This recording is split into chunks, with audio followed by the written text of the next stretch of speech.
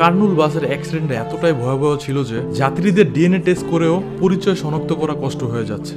এমন ঘটনাটি ঘটেছে ইন্ডিয়াতে। কাবেরী ট্রাভেল নামের একটি প্রাইভেট বাস হায়দ্রাবাদ থেকে বেঙ্গালুরু যাচ্ছিল। সেখানে বাসে 40 জনের মতন যাত্রী ছিল। কিছু দূর যেতেই বাসটি একটি মোটরসাইকেলের সাথে ধাক্কা লাগে, আর সেই মোটরসাইকেলটি বাসের নিচে আটকে যায়। মোটরসাইকেলটি বাসের নিচে আটকে যাওয়ার পর এরপরে গ্যাস লিক হওয়া শুরু হয় এবং সাথে সাথে আগুন ধরে যায় বাসে। কিছুক্ষণের মধ্যেই বাসের চারদিকেই আগুন ছড়িয়ে পড়ে, সাথে সাথেই বাসের দুইজন ড্রাইভার পালিয়ে যায়।